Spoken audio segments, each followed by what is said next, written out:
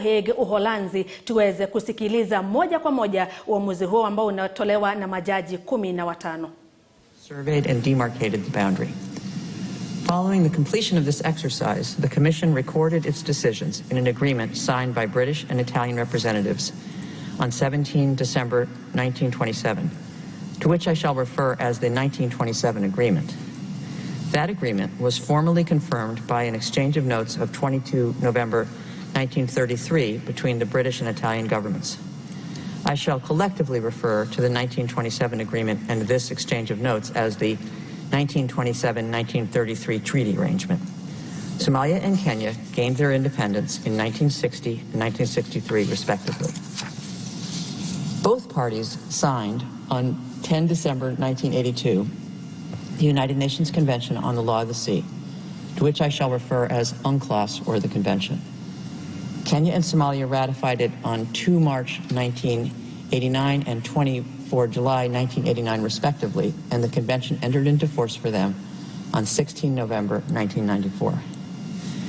Both Somalia and Kenya have filed submissions with the Commission on the limits of the continental shelf, to which I shall refer as the CLCS, or the Commission, in order to obtain its recommendations on matters related to the establishment of the outer limits of their continental shelves beyond 200 nautical miles, in accordance with Article 76, Paragraph 8 of UNCLOS. While they previously objected to the consideration by the Commission of each other's submissions, these objections were subsequently withdrawn. As of the date of the present judgment, the Commission has yet to issue its recommendations in respect to the parties' submissions. The Court then gives an overview of the positions of the parties. It notes that they have adopted fundamentally different approaches to the delimitation of the maritime areas. Somalia argues that no maritime boundary exists between the two states and asks the Court to plot a boundary line using the equidistance special circumstances method for the delimitation of the territorial sea and the equidistance relevant circumstances method for the maritime areas beyond the territorial sea. In its view, an unadjusted equidistance line throughout all maritime areas achieves the equitable result required by international law.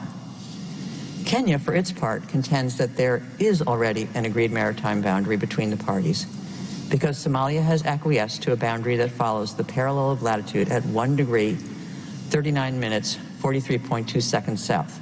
I shall refer to this boundary claimed by Kenya as the parallel of latitude.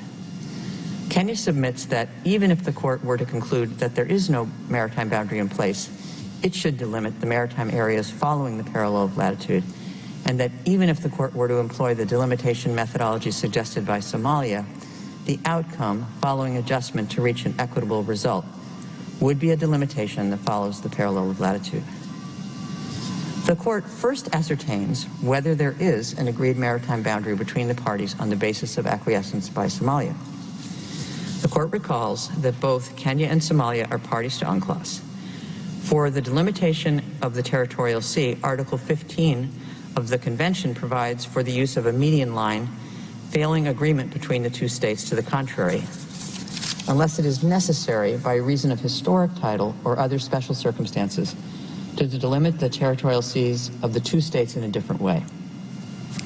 The delimitation of the exclusive economic zone and continental shelf is governed by Article 74, Paragraph 1, and Article 83, Paragraph 1 of the Convention, respectively.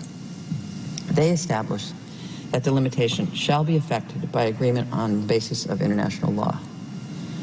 The Court reiterates that maritime delimitation between states between opposite or adjacent coasts must be effected by means of an agreement between them, and that where such agreement has not been achieved, delimitation should be effected by recourse to a third party possessing the necessary competence. Maritime delimitation cannot be effected unilaterally by either of the states concerned. An agreement establishing a maritime boundary is usually expressed in written form.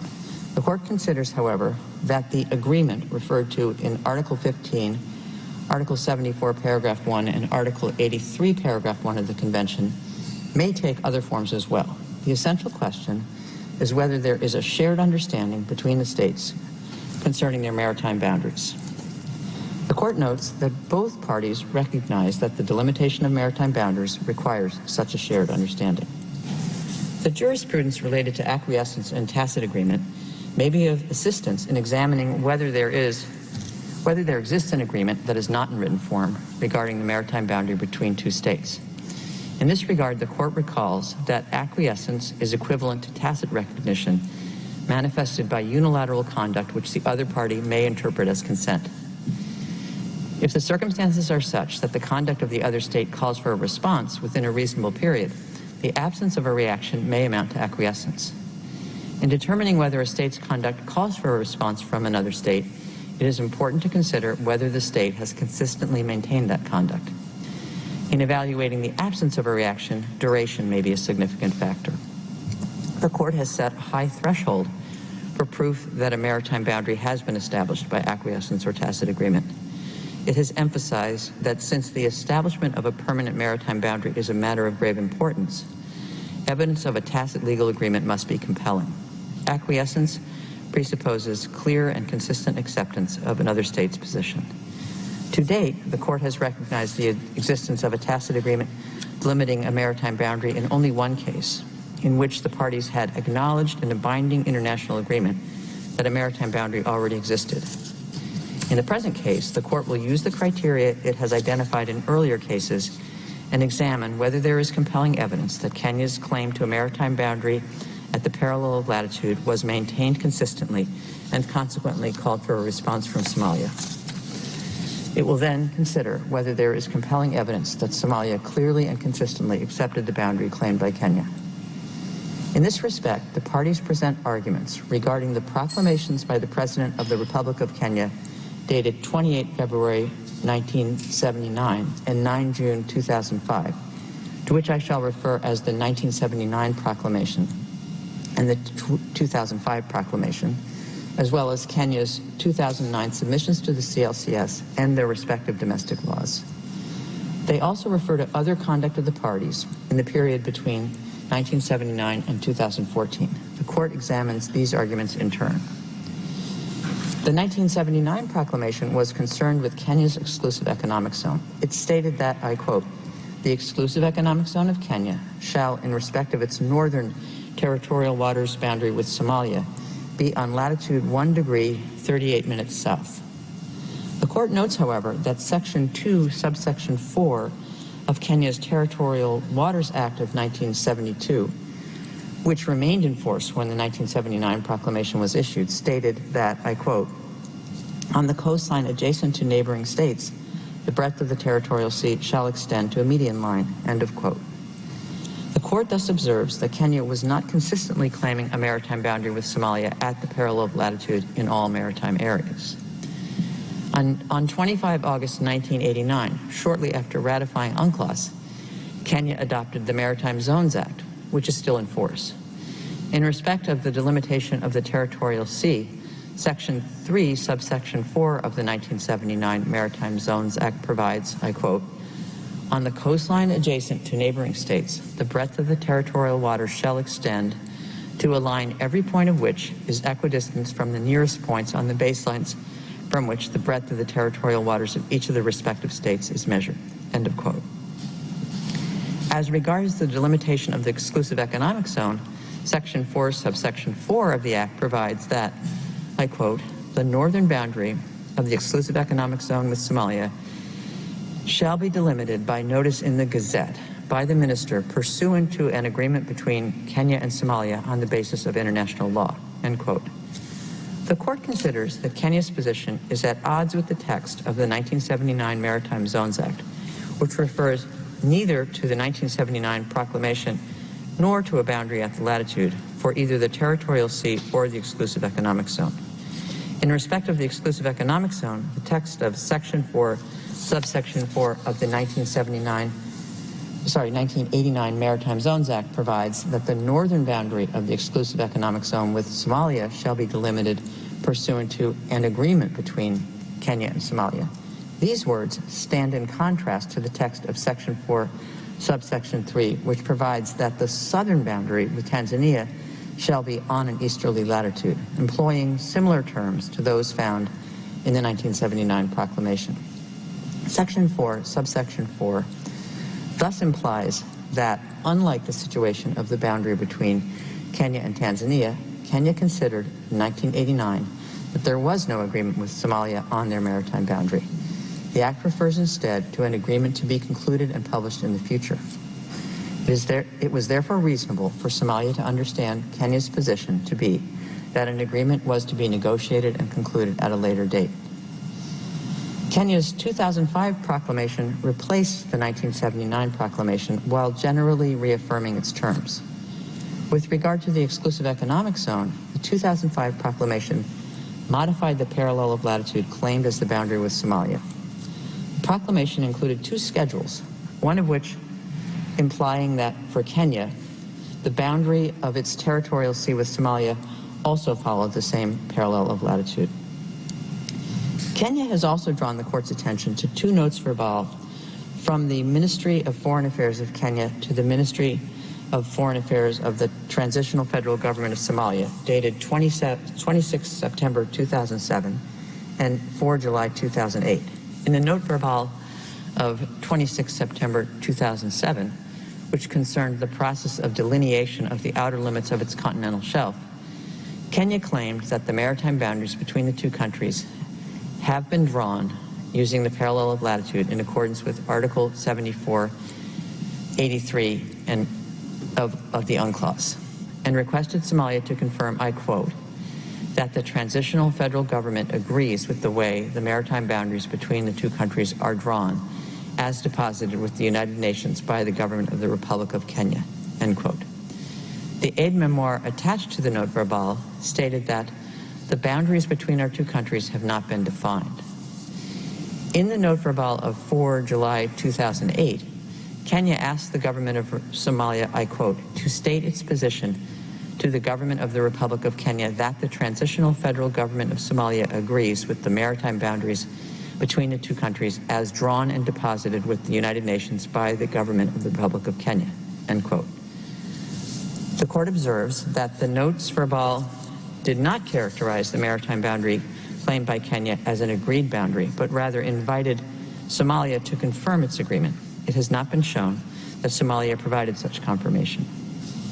The court then examines Kenya's 2009 submission to the CLCS, observing that the list of coordinates and the maps included by Kenya in its submission show a single maritime boundary with Somalia at a parallel of latitude extending beyond 200 nautical miles to the claimed outer limit of its continental shelf.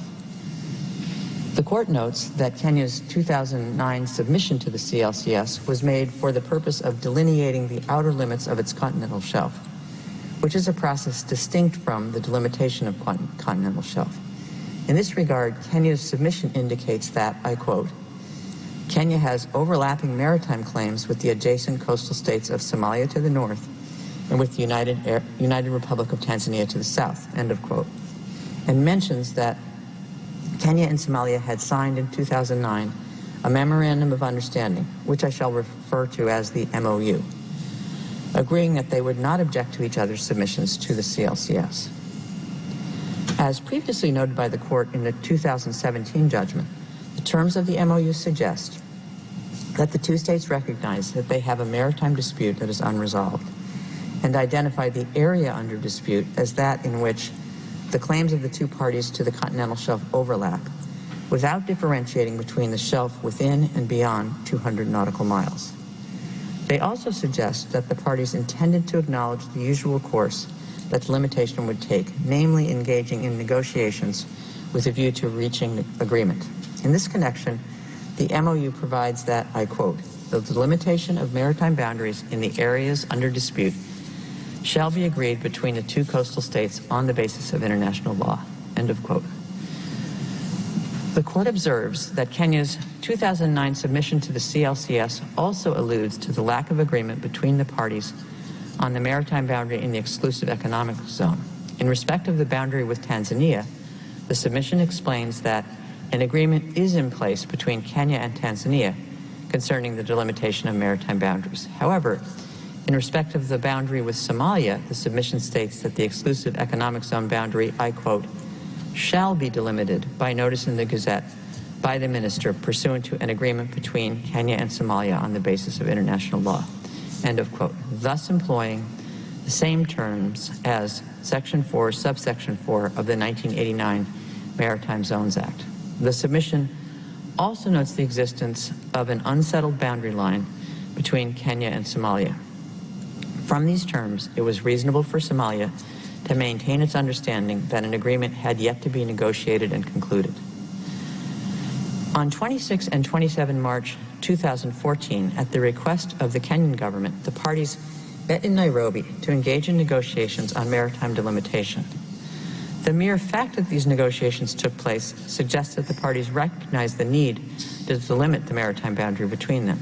This is confirmed by the parties' joint report on the negotiations, which states that they considered several options and methods, including bisector, perpendicular, median, and parallel of latitude, but that they could not reach a consensus on the potential maritime boundary line acceptable to both countries to be adopted. Nowhere does the report imply that there already was an agreed maritime boundary between the parties. Finally, the court observes that Kenya's recognition that no agreement on the maritime boundary with Somalia had been reached was also reflected in its 2 notes verbal to the Secretary General from the Permanent Mission of Kenya to the United Nations, dated 24 October 2014 and 4 May 2015, and in its statements made to the court during the preliminary objection phase of this case. In light of the foregoing, the court concludes that Kenya has not consistently maintained its claim that the parallel of latitude constitutes a single maritime boundary with Somalia. Kenya's claim was contradicted by its Territorial Waters Act of 1972, which remained in force in 1979, its 1989 Maritime Zones Act, and its 2009 submission to the CLCS. Under these circumstances, it was reasonable for Somalia to understand that its maritime boundary with Kenya in the territorial sea, in the exclusive economic zone, and on the continental shelf would be established by agreement to be negotiated and concluded in the future. The court thus concludes that there is no compelling evidence that Kenya's claim and related conduct were consistently maintained and consequently called for a response from Somalia. The court then recalls that Kenya's claim of acquiescence is based on Somalia's alleged acceptance of a maritime boundary at the parallel of latitude, in particular through its prolonged absence of protest. The court addresses this argument of Kenya, bearing in mind the conclusion just mentioned. It notes in particular that in the years immediately following Kenya's 1979 proclamation, the parties engaged in discussions on a variety of issues relating to their bilateral relations, such as trade and exploitation of marine resources. However, there is no indication that Somalia accepted Kenya's claim to a boundary along a parallel of latitude during that period. In this regard, Kenya has submitted minutes of a meeting held between the vice presidents of the 2 states on 6 May 1980. But these minutes make no mention of any discussion of the parties' maritime boundaries or the 1979 proclamation. The same is true of other evidence submitted by Kenya in relation to meetings held by the parties in 1981. Until 1989, Somalia did not claim an exclusive economic zone or define its continental shelf.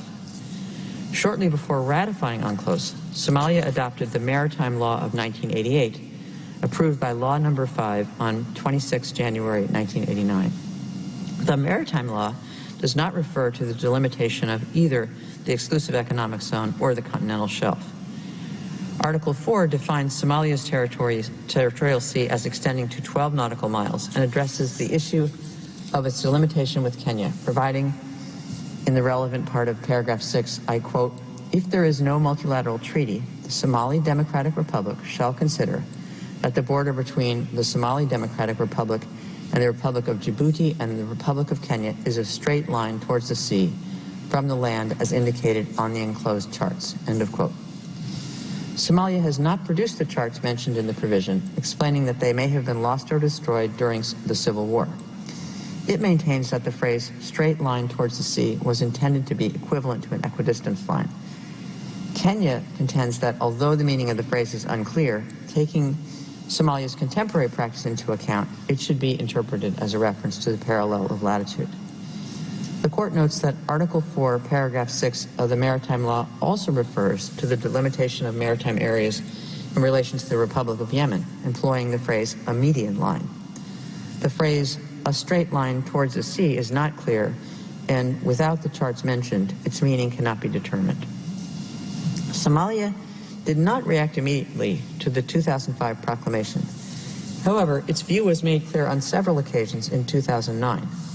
As noted earlier, the MOU concluded that year between the parties referred to an unsettled maritime dispute.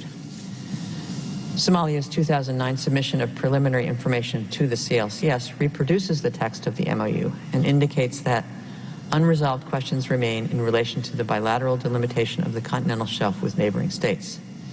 In addition, in a letter dated 19 August 2009 and addressed to the Secretary General of the United Nations, the Prime Minister of Somalia maintained that the delimitation of the continental shelf has not yet been settled, further stating that, I quote, "It would appear that Kenya claims an area extending up to the latitude of the point where the land border reaches the coast, while instead, in accordance with the international law of the sea, an equidistance line normally constitutes the point of departure for the delimitation of continental shelf between the two states with adjacent coasts. Somalia bases itself on the latter view." End of quote. Further, as noted by the court in the 2017 judgment, in 2014, Somalia objected to the consideration by the CLCS of Kenya's submission on the ground that there existed a maritime boundary dispute between itself and Kenya. Somalia withdrew its objection in 2015, noting that the dispute had been submitted to the court. Finally, the court cannot ignore the context of the civil war that afflicted Somalia, depriving it of a fully operational government and administration between 1991 and 2005. These circumstances were public and notorious, and they were also recognized by Kenya in the previous phase of the proceedings. This context needs to be taken into account in evaluating the extent to which Somalia was in a position to react to Kenya's claim during this period. For the foregoing reasons, the court considers that the conduct of Somalia between 1979 and 2014 in relation to its maritime boundary with Kenya, as just examined, in particular its alleged absence of protest against Kenya's claim, does not establish Somalia's clear and consistent acceptance of a maritime boundary at the parallel of latitude. The court then examines Kenya's argument that other conduct of the parties between 1979 and 2014, in particular their practice concerning naval patrols, fisheries, marine scientific research, and oil concessions, confirms Somalia's acceptance of a maritime boundary at the parallel of latitude. The court recalls that in the context of a maritime delimitation dispute, as for territorial disputes, the date on which the dispute crystallized is of significance. Acts occurring after such date are in principle irrelevant to the determination of a maritime boundary and cannot be taken into account, having been carried out by a state which, already having claims to assert an illegal dispute, could have taken those actions strictly with the aim of buttressing those claims. The court recalls that the MOU concluded by the parties in 2009 and Kenya's 2009 submission to the CLCS indicate that a maritime dispute existed between them as of 2009. Somalia has not provided the court with sufficient evidence to conclude that the dispute emerged before 2009. Accordingly, the court considers that the parties' activities after 2009 cannot be taken into account for the purpose of determining the maritime boundary. The court begins by considering the evidence of naval patrols. Maps depicting and logs recording Kenya's naval patrols and interceptions in the territorial sea show that some law enforcement activities were conducted by Kenya north of the equidistance line claimed by Somalia. Occasionally, however, there were also conducted north of the parallel of latitude that it claims as the maritime boundary. Kenya's naval patrols and interceptions were thus not necessarily consistent with its maritime boundary claim. Moreover, one of the maps submitted by Kenya is marked secret, and the remaining evidence does not establish that Somalia had knowledge of these activities. For the reasons given in the judgment, the court considers that the evidence on fisheries and marine scientific research activities also does not support Kenya's claim. As regards oil concessions, the court notes that the parties have established offshore oil concession blocks employing different lines since the 1970s. However, the parties have referred only to limited practice that took place before 2009. For the most part, the parties have referred to practice after 2009, which, for the reasons previously explained, is irrelevant to the determination of the maritime boundary. The court notes Kenya's argument that the conduct of the parties, including with respect to oil concessions, reflects the existence of a de facto maritime boundary, Even assuming that the limited evidence of practice before 2009 could be taken to suggest that a de facto line along the parallel of latitude may have been used by the parties for the location of oil concession blocks, at least for some time, the court observes that this may have been simply the manifestation of caution exercised by the parties in granting their concessions. The court also recalls that a de facto line might in certain circumstances correspond to the existence of an agreed legal boundary, or might be more in the nature of a provisional line or of a line for a specific limited purpose, such as sharing a scarce resource. The court considers that proof of the existence of a maritime boundary requires more than the demonstration of longstanding oil practice or adjoining oil concessions. For these reasons, the court considers that other conduct of the parties between 1979 and 2014 does not confirm that Somalia has clearly and consistently accepted a maritime boundary at the parallel of latitude. In conclusion, the court finds that there is no compelling evidence that Somalia has acquiesced to the maritime boundary claimed by Kenya, and that consequently there is no agreed maritime boundary between the parties at the parallel of latitude. Kenya's claim in this respect must therefore be rejected. In view of the conclusion just stated, the court turns to the delimitation of the maritime areas appertaining to Somalia and Kenya. In its application, Somalia requested the court to determine on the basis of international law the complete course of the single maritime boundary dividing all the maritime areas appertaining to Somalia and to Kenya in the Indian Ocean, including the continental shelf beyond 200 nautical miles. Both Somalia and Kenya are parties to UNCLOS. The provisions of the convention must therefore be applied by the court in determining the course of the maritime boundary between the two states. The court begins by identifying the starting point of the maritime boundary. Although the parties initially preferred divergent views on the appropriate approach to defining the starting point to the maritime boundary, those views evolved in the course of the proceedings and are now, by and large, concordant. Taking into account the views of the parties, the court considers that the starting point of the maritime boundary is to be determined by connecting the final permanent beacon of the parties' land boundary, known as primary beacon number 29 or PB29, to a point on the low water line by a straight line that runs in a southeasterly direction and is perpendicular to the general trend of the coastline at Dar es Salaam, in accordance with the terms of the 1927-1933 treaty arrangement. The starting point is illustrated on sketch map number 3 in the judgment. The court next addresses the delimitation of the territorial sea. It notes that Somalia submits that the delimitation of the territorial sea is to be effected pursuant to Article 15 of the Convention, whereas Kenya argues that the maritime boundary, including the part in the territorial sea, already exists and that it follows the parallel of latitude. The court has already concluded that no such boundary was agreed by the parties.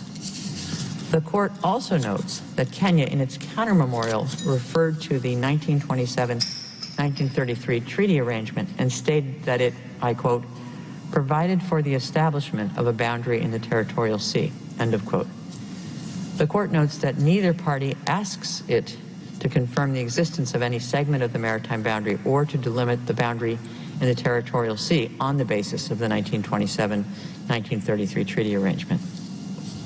It recalls that in their legislation concerning the territorial sea, neither party has referred to the terms of the 1927-1933 treaty arrangement to indicate the extent of the territorial sea in relation to its adjacent neighbor. Kenya's legislation has referred to a median or equidistance line, and Somalia's maritime law of 1988 refers to a straight line towards the sea from the land as indicated on the enclosed charts. The court further notes that the agenda of the meeting between Somalia and Kenya, held on 26 and 27 March 2014 to discuss the maritime boundary between the two countries, covered all maritime zones, including the territorial sea. The delegations discussed several options and methods for determining the maritime boundary, although they could not reach agreement. In a presentation examining an equity-based maritime boundary scenario, which is attached to the joint report on that meeting, Kenya referred to Articles 15, 74, and 83 of the Convention as relevant to the maritime delimitation. It emphasized that Article 15 provides for a delimitation through a median line for the territorial sea unless there is agreement to the contrary based on a claim by historic title or special circumstances. The Court therefore considers it unnecessary to decide whether the 1927-1933 treaty arrangement had as an objective the delimitation of the boundary of the territorial sea. The Court then recalls that the delimitation methodology is based on the geography of the coast of the two states concerned, and that a median or equidistance line is constructed using base points appropriate to that geography. Although in the identification of base points the Court will have regard to the proposals of the parties, it need not select a particular base point even if the parties are in agreement thereon, if it does not consider that base point to be appropriate. The Court may select a base point that neither party has proposed.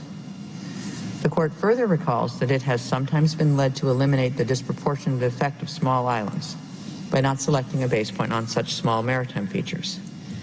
As the Court has stated in the past, there may be situations in which the equitableness of an equidistance line depends on whether precaution is taken of eliminating the disproportionate effect of certain islets, rocks, or minor coastal projections. In the circumstances of the present case, the Court considers it appropriate to place base points for the construction of the median line solely on solid land on the mainland coast of the parties. It does not consider it appropriate to place base points on the tiny arid Diua-Damascia islets, which would have a disproportionate impact on the course of the median line in comparison to the size of these features. For similar reasons, the Court does not consider it appropriate to select a base point on a low tide elevation off the southern tip of Ras Kamboni, which is a minor protuberance in Somalia's otherwise relatively straight coastline in the vicinity of the land boundary terminus, which constitutes the starting point of the maritime delimitation. The Court then provides the geographical coordinates of the appropriate base points selected on the parties' coasts used to construct the median line. The resulting line starts from the land boundary terminus and continues to the point A, at the distance of 12 nautical miles from the coast. That median line is depicted on sketch map number 5, now shown on the screen. The Court observes that the course of that median line corresponds closely to the course of a line at right angles to the general trend of the coastline, assuming that the 1927-1933 treaty arrangement, in using this phrase, had as an objective to draw a line that continues into the territorial sea, a question that the Court need not decide. The Court then proceeds to the delimitation of the exclusive economic zone and the continental shelf within 200 nautical miles from the coast of the parties. The relevant provisions of the Convention for this exercise are contained in Article 74 of UNCLOS for the delimitation of the exclusive economic zone and Article 83 for the delimitation of the continental shelf. These provisions are of a very general nature and do not provide much by way of guidance for those involved in maritime delimitation exercise. The goal of that exercise is the achievement of an equitable solution. If two states have freely agreed on a maritime boundary, they are deemed to have achieved such an equitable solution. However, if they fail to reach agreement on their maritime boundary and the matter is submitted to the Court, it is the task of the Court to find an equitable solution in the maritime delimitation it has been requested to effect. Since the adoption of the Convention, the Court has gradually developed a maritime delimitation methodology to assist it in carrying out its task. In determining the maritime delimitation line, the Court proceeds in three stages, which it described in the case concerning maritime delimitation in the Black Sea, Romania versus Ukraine. In the first stage, the Court will establish the provisional equidistance line from the most appropriate base points on the coast of the parties. The Court will, in the second stage, consider whether there are factors calling for the adjustment or shifting of the provisional equidistance line in order to achieve an equitable result. In the third and final stage, the Court will submit the envisaged delimitation line, either the equidistance line or the adjusted line, to the disproportionality test. The purpose of this test is to assure the Court that there is no marked disproportion between the ratio of the lengths of the relevant coasts of the parties and the ratio of their respective shares of the parties in the relevant area to be delimited by the envisaged line, and thus to confirm that the delimitation achieves an equitable solution as required by the Convention. The Court observes that the three-stage methodology is not prescribed by the Convention and therefore is not mandatory. It has been developed by the Court in its jurisprudence on maritime delimitation as part of its effort to arrive at an equitable solution as required by Articles 74 and 83 of the Convention. The methodology is based on objective geographical criteria, while at the same time taking into account any relevant circumstances bearing on the equitableness of the maritime boundary. It has brought predictability to the process of maritime delimitation and has been applied by the Court in a number of past cases. The three-stage methodology for maritime delimitation has also been used by international tribunals. The Court will not use the three-stage methodology if there are factors which make the application of the equidistance method inappropriate. For instance, if the construction of an equidistance line from the coast is not feasible. This, however, is not the case in the present circumstances, where such a line can be constructed.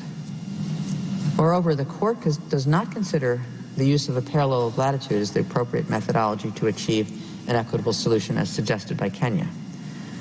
A boundary along the parallel of latitude would produce a severe cutoff effect on the maritime projections of the southernmost coast of Somalia. The Court therefore sees no reason in the present case to depart from its usual practice of using the three-stage methodology to establish the maritime boundary between Somalia and Kenya in the exclusive economic zone and on the continental shelf. The Court first identifies the relevant coasts of the parties, namely those coasts whose projections overlap. The Court, using radial projections which overlap within 200 nautical miles, has identified that the relevant coast of Somalia extends for approximately 733 kilometers and that of Kenya for approximately 511 kilometers. The Court notes that the parties disagree as to the identification of the relevant area. The Court has explained on a number of occasions that the relevant area comprises that part of the maritime space in which the potential entitlements of the parties overlap. The Court also recalls its observation that the relevant area cannot extend beyond the area in which the entitlements of both parties overlap. The Court is of the view that in the north, the relevant area extends as far as the overlap of the maritime projections of the coast of Kenya and the coast of Somalia. The Court considers it appropriate to use the overlap of the 200 nautical mile radial projections from the land boundary terminus. As far as the southern limit of the relevant area is concerned, the Court notes that the parties agree that the maritime space south of the boundary that Kenya and Tanzania, south of the boundary between Kenya and Tanzania is not part of the relevant area. The relevant area, as identified by the Court for the purpose of limiting the exclusive economic zone and continental shelf up to 200 nautical miles from the coast, measures approximately 212,844 square kilometers. The Court next constructs the provisional equidistance line. It first identifies the base points it considers appropriate for the construction of the provisional equidistance line within 200 nautical miles of the coasts. The provisional equidistance line is constructed on the basis of these base points, and it begins from the endpoint of the maritime boundary in the territorial sea, point A, and continues until it reaches 200 nautical miles from the starting point of the maritime boundary, at a point with the coordinates indicated in the judgment. The resulting line is depicted on sketch map 9, which is now shown on the screen. The Court next considers whether there are factors requiring the adjustment or shifting of the provisional equidistance line in order to achieve an equitable solution. The Court recalls that Kenya perceives the provisional equidistance line as inequitable, while Somalia does not see any plausible reason for adjusting the line and believes that it would constitute an equitable boundary. The Court notes that Kenya, by invoking various factors which it considers as constituting relevant circumstances in the context of this case, has consistently sought a maritime boundary that would follow the parallel of latitude. The Court has already concluded that no maritime boundary between Somalia and Kenya following the parallel of latitude was established in the past. Nor has the Court accepted the methodology based on the parallel of latitude for establishing the maritime boundary between the parties as advocated by Kenya. Kenya would now like to achieve the same result by a major shifting of the provisional equidistance line, changing its southeasterly direction to an exclusively easterly direction. The Court considers that such a shifting of the provisional equidistance line, as argued for by Kenya, would result in a radical adjustment while clearly not achieving an equitable solution. It would severely curtail Somalia's entitlements to the continental shelf and exclusive economic zone generated by its coast adjacent to that of Kenya. A line thus adjusted would not allow the coast of the parties to produce their effects in terms of maritime entitlements in a reasonable and mutually balanced way. The court begins by considering those factors relied on by Kenya which are of a non-geographical nature. As far as the security interests of Kenya are concerned, the court is fully aware of and does not underestimate the serious threats to security in the region. These threats are certainly of legitimate concern to the states of the region and to the international community at large. The court notes the efforts of the international community, in particular the United Nations and the African Union, as well as of various countries including Kenya, to assist Somalia in reestablishing peace and security after many years of internal conflicts. The court observes that boundaries between states, including maritime boundaries, are aimed at providing permanency and stability. That being so, the court believes that the current security situation in Somalia and the maritime spaces adjacent to its coast is not of a permanent nature. The court is therefore not of the view that the current security situation justifies an adjustment of the provisional equidistance line. Moreover, the court recalls its statement in a previous case that legitimate security considerations may be a relevant circumstance if a maritime delimitation was effected particularly near the coast of a state. This is not the case here, as the provisional equidistance line does not pass near the coast of Kenya. The court also recalls that control over the exclusive economic zone and the continental shelf is not normally associated with security considerations and does not affect the rights of navigation. Access for Kenya's fisherfolk to natural resources is another factor which Kenya brings to the attention of the court when arguing for the adjustment of the line. Such a factor can be taken into account by the court as a relevant circumstance in exceptional cases, in particular if the line would likely entail catastrophic repercussions for the livelihood and economic well-being of the population of the countries concerned. On the basis of the evidence before it, the court is not convinced that the provisional equidistance line would entail such harsh consequences for the population of Kenya in the present case. In any event, as it appears from a map provided by Kenya, 17 out of 19 fish landing sites are located near or at the Lamu archipelago and would therefore be unaffected by an equidistance line. Only 2 landing sites are close to the land boundary terminus. Moreover, in the present case, the court has to consider the well-being of the populations on both sides of the delimitation line. In light of the foregoing, the court cannot accept Kenya's argument that a provisional equidistance line would deny Kenya equitable access to fisheries resources that are vital to its population.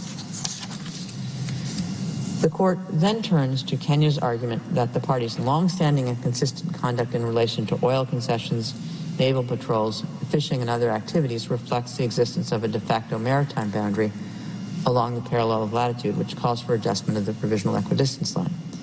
The court has already concluded that no maritime boundary along the parallel of latitude has been agreed by the parties. There is no de facto maritime boundary between Somalia and Kenya. The court therefore cannot accept the argument of Kenya that, on the basis of conduct of the parties, the provisional equidistance line has to be adjusted so that it coincides with the alleged de facto maritime boundary. The court next considers the 2 remaining arguments that, according to Kenya, call for adjustment of the provisional equidistance line. Kenya submits that the application of an equidistance line would produce a significant cutoff effect with respect to its maritime areas. It also points out that the cutoff effect produced by the equidistance line is severely exacerbated past the 200 nautical mile limit, essentially to the point that Kenya would be completely cut off from the outer limit of the continental shelf. Kenya further argues that the regional context and practice require the adjustment of the provisional equidistance line. The court and international tribunals have acknowledged that the use of the equidistance line can produce a cutoff effect, particularly where the coastline is characterized by concavity. In 1985, the court reaffirmed that an equidistance line may yield a disproportionate result where a coast is markedly concave or convex. The International Tribunal for the Law of the Sea, while stating that in the delimitation of exclusive economic zone and continental shelf concavity is not necessarily a relevant circumstance, has also confirmed that when an equidistance line drawn between 2 states produces a cutoff effect on the maritime entitlement of one of the 2 states as a result of the concavity of the coast, then an adjustment of that line may be necessary in order to reach an equitable result. The court considers that any cutoff effect as a result of the Kenya maritime boundary is not a relevant circumstance. The agreements between Kenya and Tanzania are res inter aelios actos. They cannot per se affect the maritime boundary between Kenya and Somalia. However, the issue to be considered in the present case is whether the use of an equidistance line produces a cutoff effect for Kenya, not as a result of the agreed boundary between Kenya and Tanzania, but as a result of the configuration of the coastline. If the examination of the coastline is limited only to the coasts of Kenya and Somalia, any concavity is not conspicuous. However, by examining only the coastlines of the two states concerned to assess the extent of any cutoff effect resulting from the geographic configuration of the coastline may be an overly narrow approach. Examining the concavity of the coastline in a broader geographical configuration is consistent with the approach taken by this court and international tribunals. In the two North Sea continental shelf cases, the court examined the coasts of 3 states with Germany in the middle. The court did so in the context of proceedings that had been joined, although the cases themselves remained separate. The court noted that although 2 separate delimitations were in question, they indeed actually gave rise to a single situation. The court emphasized that the fact that the question of either of these delimitations might have arisen and called for settlement separately in point of time does not alter the character of the problem with which the court is actually faced. In both the Bangladesh, Myanmar, and Bangladesh versus India cases, even though the issue was that of a boundary between the 2 respective states, the International Tribunal for the Law of the Sea in the former case and the Arbitral Tribunal in the latter each looked at the concavity of the coast of the 3 states as a whole, with Bangladesh in the middle. In the present case, the potential cutoff of Kenya's maritime entitlements should be assessed in a broader geographical context. The potential cutoff of Kenya's maritime entitlements cannot be properly observed by examining the coasts of Kenya and Somalia in isolation. When the mainland coasts of Somalia, Kenya, and Tanzania are observed together as a whole, the coastline is undoubtedly concave. Kenya faces a cutoff of its maritime entitlements as the middle state located between Somalia and Tanzania. The presence of Pemba Island, a large and populated island that appertains to Tanzania, accentuates this cutoff effect because of its influence on the course of a hypothetical equidistance line between Kenya and Tanzania, as shown by sketch map number 10, now appearing on the screen. The provisional equidistance line between Somalia and Kenya progressively narrows the coastal projection of Kenya, substantially reducing its maritime entitlements within 200 nautical miles. This cutoff effect occurs as a result of the configuration of the coastline extending from Somalia to Tanzania, independently of the boundary line agreed between Kenya and Tanzania, which in fact mitigates that effect in the south, in the exclusive economic zone and on the continental shelf up to 200 nautical miles. The court recalls its jurisprudence and that of international tribunals, according to which an adjustment of the provisional equidistance line is warranted if the cutoff effect is serious or significant. In the view of the court, even though the cutoff effect in the present case is less pronounced than in some other cases, it is nonetheless still serious enough to warrant some adjustment to address the substantial narrowing of Kenya's potential entitlements. The court has affirmed that the achievement of an equitable solution requires that, so far as possible, the line of delimitation should allow the coasts of the parties to produce their effects in terms of maritime entitlements in a reasonable and mutually balanced way. This is an important standard to be used in making an adjustment to the provisional equidistance line. The court, however, bears in mind the following principles. There is no question of refashioning geography or compensating for the inequalities of nature. Equity does not necessarily apply equality, and there can be no question of distributive justice. In other words, an adjustment should not produce an unreasonable result for Somalia. In order to attenuate the cutoff effect described earlier, the court considers it reasonable to adjust the provisional equidistance line. In view of the above considerations, the court believes that it is necessary to shift the line to the north so that from point A it follows a geodetic line with an initial azimuth of 114 degrees. This line would attenuate in a reasonable and mutually balanced way the cutoff effect produced by the unadjusted equidistance line due to the geographic configuration of the coasts of Somalia, Kenya, and Tanzania. The resulting line would end at its intersection with the 200 nautical mile limit from the coast of Kenya at a point B, with the coordinates indicated in paragraph 174 of the judgment. The adjusted line is depicted in sketch map number 11, now appearing on screen.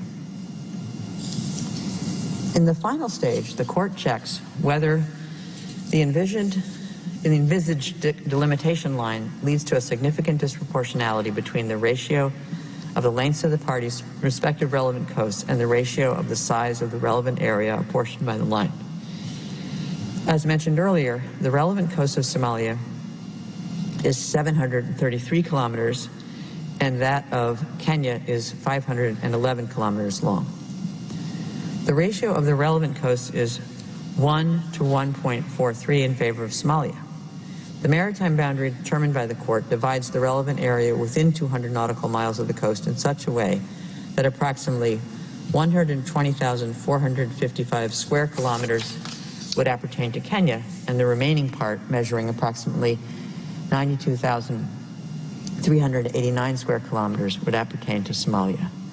The ratio between the maritime zones that would appertain respectively to Kenya and Somalia is 1 to 1.3 in favor of Kenya. A comparison of these two ratios does not reveal any significant or marked disproportionality.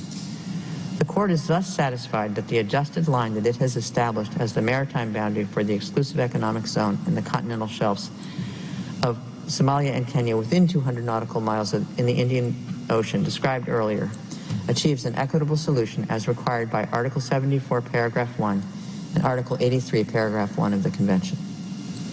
The court finally turns to the question of the delimitation of the continental shelf beyond 200 nautical miles. It is recalled that both parties have asked the court to determine the complete course of the maritime boundary between them, including the continental shelf beyond 200 nautical miles. The court recalls that any claim of continental shelf rights beyond 200 nautical miles by a state party to UNCLOS must be in accordance with Article 76 of UNCLOS and reviewed by the Commission on the limits of the continental shelf established thereunder. The court observes that both states have made submissions on the limits of the continental shelf beyond 200 nautical miles to the Commission in accordance with Article 76, Paragraph 8 of the Convention. The court notes that both Somalia and Kenya have fulfilled their obligations under Article 76 of the Convention. At the same time, the Commission has yet to consider these submissions and make any recommendations to Somalia and Kenya on matters related to the establishment of the outer limits of their continental shelves.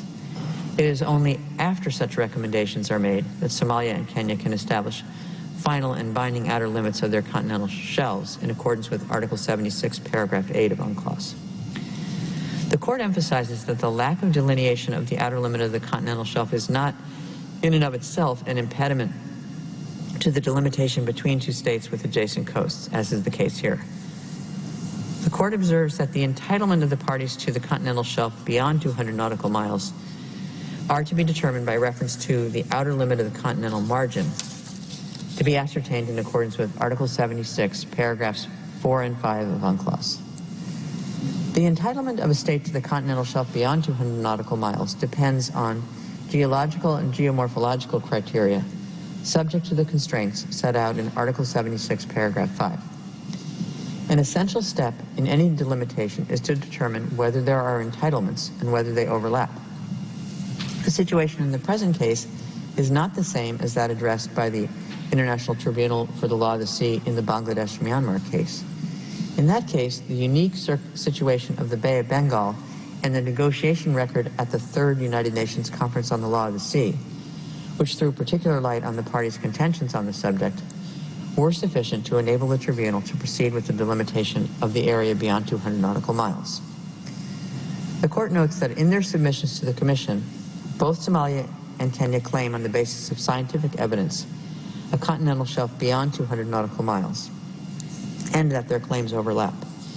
In most of the area of overlapping claims beyond 200 nautical miles, both parties claim that their continental shelf extends to the maximum distance of 350 nautical miles. The court further notes that neither party questions the existence of the other party's entitlement to a continental shelf beyond 200 nautical miles or the extent of that claim. Their dispute concerns the boundary delimiting the shelf between them. Both parties in their submissions, Somalia in those presented at the close of the hearings and Kenya in its rejoinder, request the court to delimit the maritime boundary between them in the Indian Ocean up to the outer limit of the continental shelf. For the reasons just set out, the court proceeds to do so.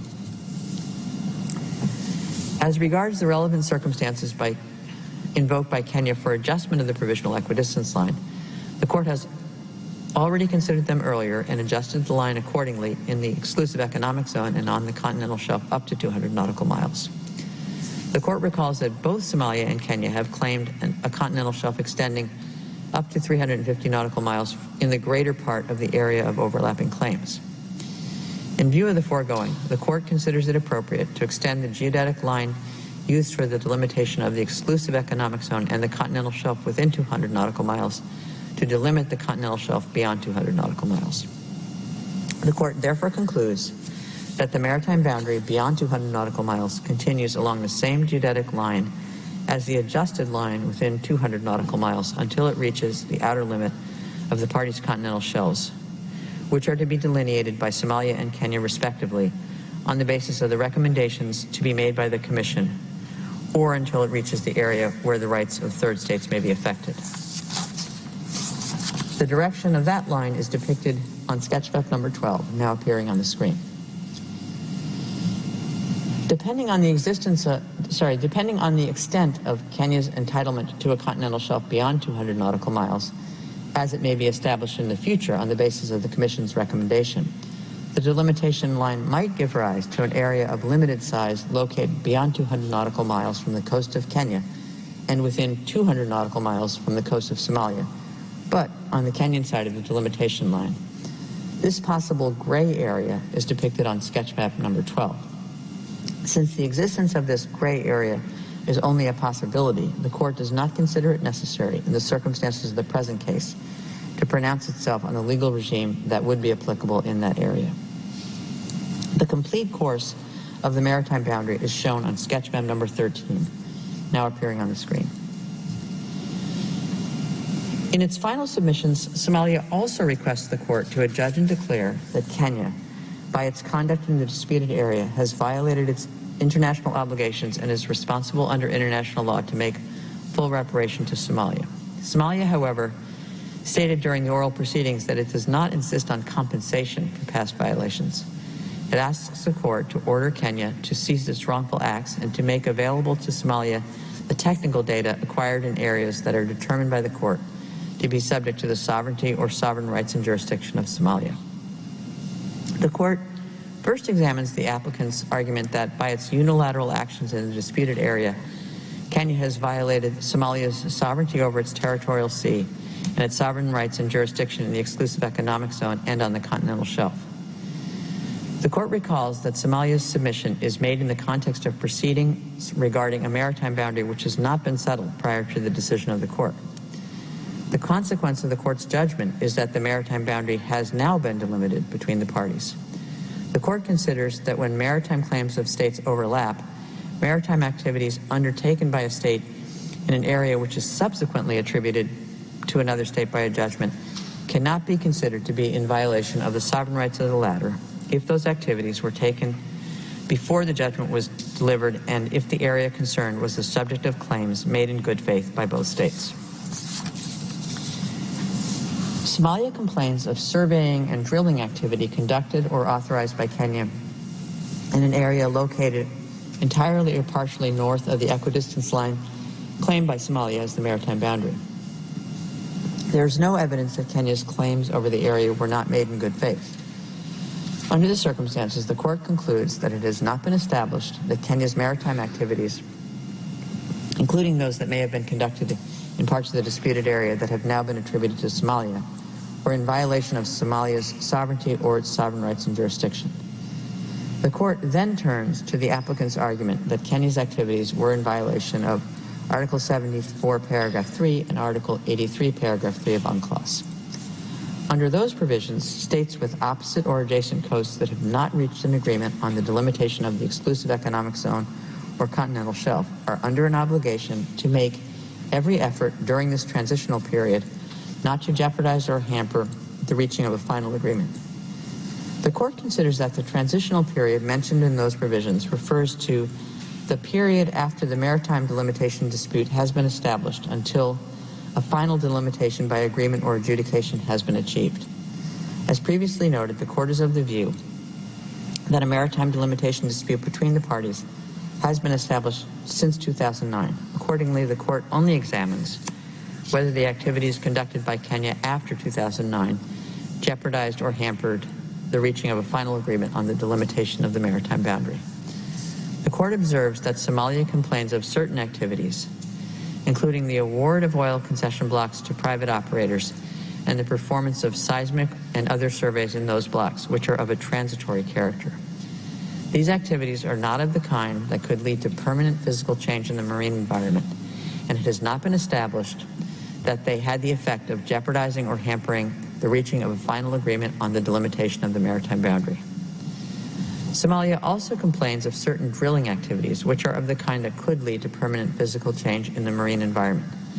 Such activities may alter the status quo between parties to a maritime dispute and could jeopardize or hamper the reaching of a final agreement. However, the Court concludes that on the basis of the evidence before it, it is not in a position to determine with sufficient certainty that drilling operations that could have led to a permanent physical change in the disputed area took place after 2009.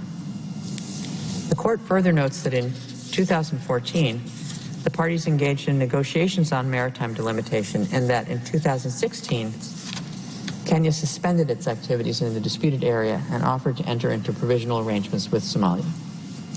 In light of these circumstances, the Court cannot conclude that the activities carried out by Kenya in the disputed area jeopardized or hampered the reaching of a final agreement on the delimitation of the maritime boundary in violation of Article 74, Paragraph 3, or Article 83, Paragraph 3 of UNCLOS. For these reasons, the Court finds that Kenya has not violated its international obligations through its maritime activities in the disputed area. Since Kenya's international responsibility is not engaged, the Court need not examine Somalia's request for reparation. Somalia's submission must therefore be rejected.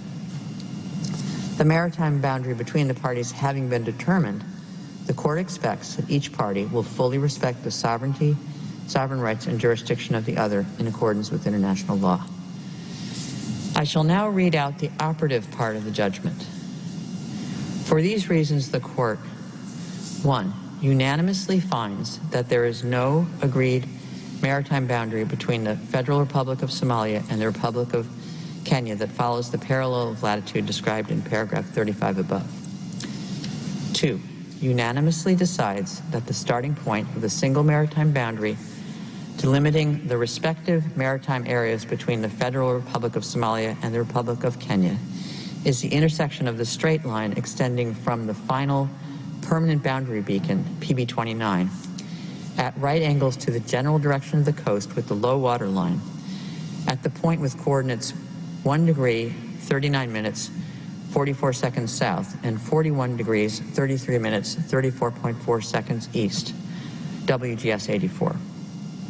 3, unanimously decides that from the starting point, the maritime boundary in the territorial sea follows the median line described at paragraph 117 above until it reaches the 12 nautical mile limit at the point with coordinates 1 degree, 47 minutes, 39.1 seconds south, and 41 degree, 43 minutes, 46.8 seconds east, WGS 84. Point A. 4, by 10 votes to 4, decides that from the end of the boundary in the terminal, in the territorial sea, point A, the single maritime boundary delimiting the exclusive economic zone and the continental shelf up to 200 nautical miles between the Federal Republic of Somalia and the Republic of Kenya follows the geodetic line starting with azimuth 114 degrees until it reaches the 200 nautical mile limit, measured from the baselines from which the breadth of the territorial sea of the Republic of Kenya is measured, at the point with coordinates 3 degrees, 4 minutes, 21 1.3 seconds south, and 44 degrees, 35 minutes, 30.7 seconds east, WSG 84. Point B. In favor, President Donahue, Vice President Gevorgian, Judges Tomka, Benuna, Shui, Sebutinde, Robinson, Iwasawa, Nolte, Judge Ad hoc Guillaume. Against, Judges Abraham, Yusuf, Bandari, Salam. 5. By 9 votes to 5, decides that from point B, the maritime boundary delimiting the continental shelf continues along the same geodetic line until it reaches the outer limits of the continental shelf or the area where the rights of third states may be affected. In favor, President Donahue, Vice President Gevorgian, Judges Tomka, Benuna, Shui, Sebutinde, Iwasawa, Nolte, Judge Ad hoc Guillaume.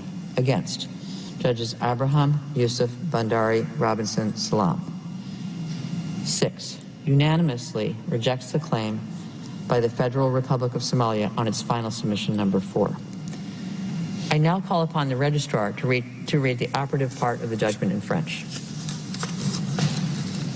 Par ces motifs, la Cour 1.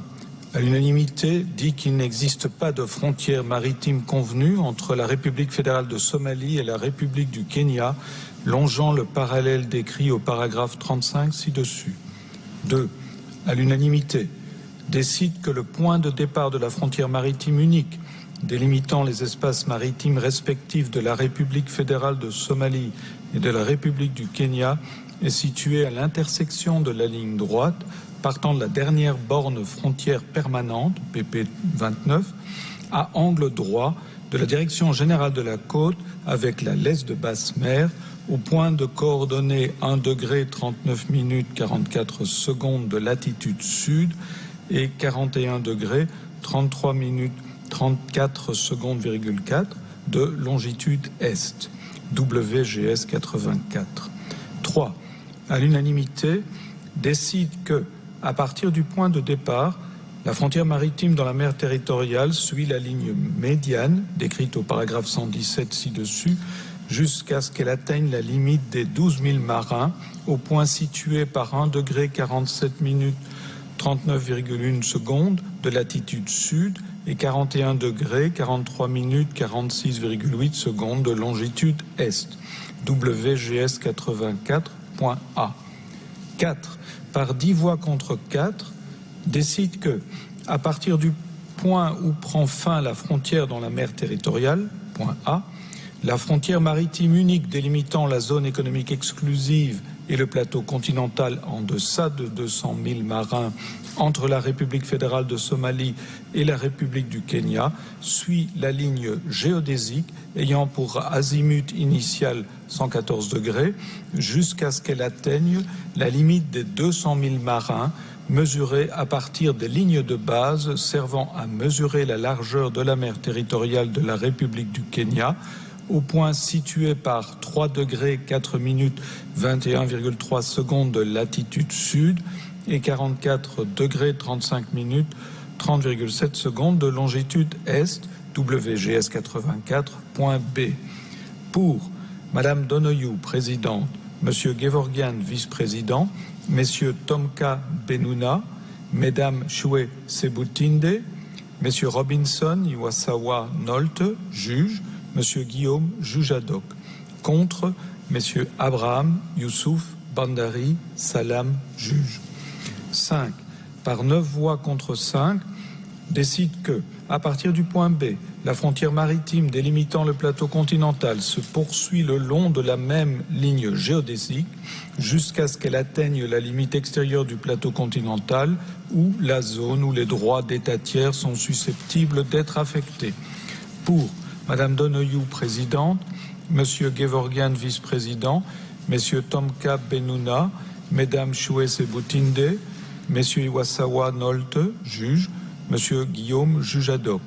Contre, Messieurs Abraham, Youssouf, Bandari, Robinson, Salam, juge. 6.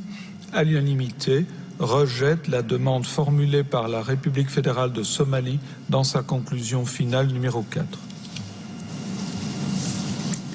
President Donahue appends a separate opinion to the judgment of the court. Judges Abraham and Yusuf append separate opinions to the judgment of the court. Judge Shui appends a declaration to the judgment of the court. Judge Robinson appends an individual partly concurring and partly dissenting opinion to the judgment of the court. Judge Ed Hoc Guillaumes appends a separate opinion to the judgment of the court. The text of the judgment is available from today in typescript. It will also be available shortly on the court's website. The printed text will be available in the near future. As the court has no other business before it, I declare the sitting closed.